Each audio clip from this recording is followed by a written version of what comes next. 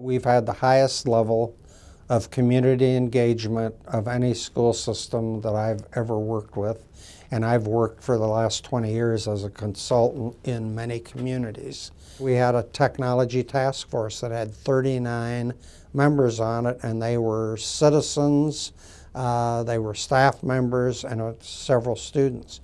The High Priority Facilities Committee had 25 people on it, made up of citizens, made up of staff, and those two groups made the recommendations that make up the content and the body of the two referenda questions. 3 years ago, I was just a parent who showed up at a school board meeting to hear why there was so much disturbance. And there was all of this talk of shutting schools down and you know, letting teachers go and all of this negativity.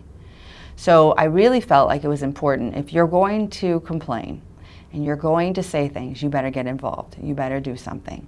Once I attended the meetings, I was able to determine that the state law has changed so much in terms of that, with the property tax caps and everything that's come into play, that our capital projects fund, unfortunately, has really dried up in School City of Mishawaka.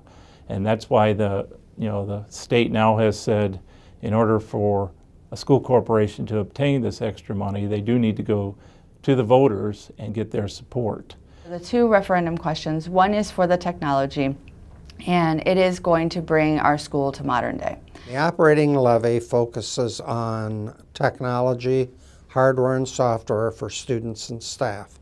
It focuses on developing attractive programs that will attract students far and wide. It also is related to reducing class sizes across the school system. And fourth, it has to do with making our compensation for our employees market sensitive or market fair.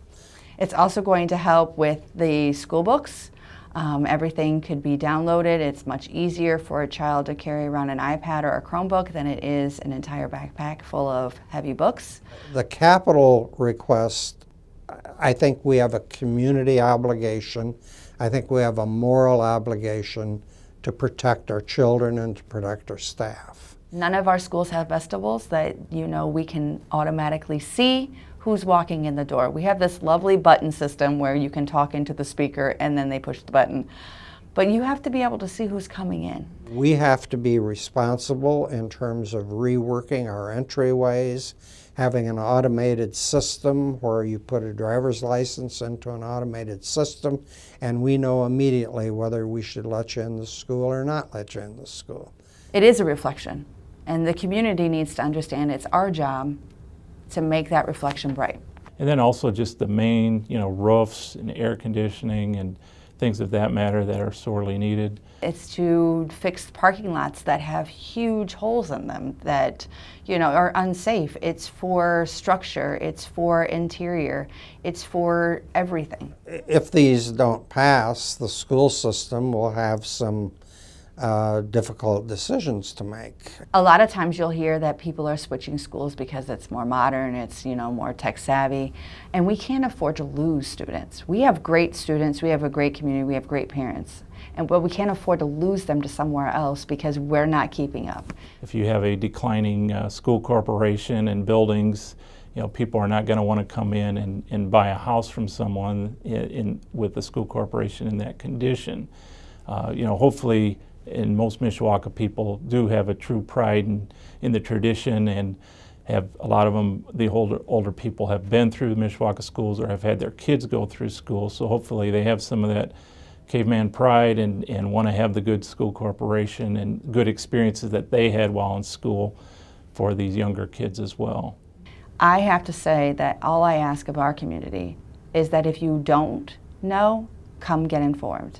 Do what you need to do to find out the information. This is so critical for School City of Mishawaka that if this has to pass, we have to come together.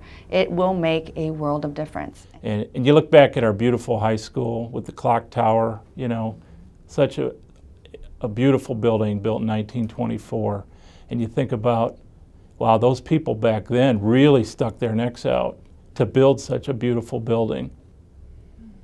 And now we're at the point where we need to stick our necks out a little bit and our pocketbooks a little bit to ensure that that building, as well as the others, can continue on and educate another 100 years of students.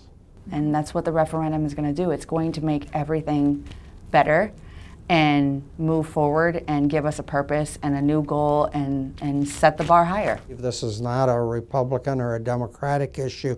It's an issue of quality in our community.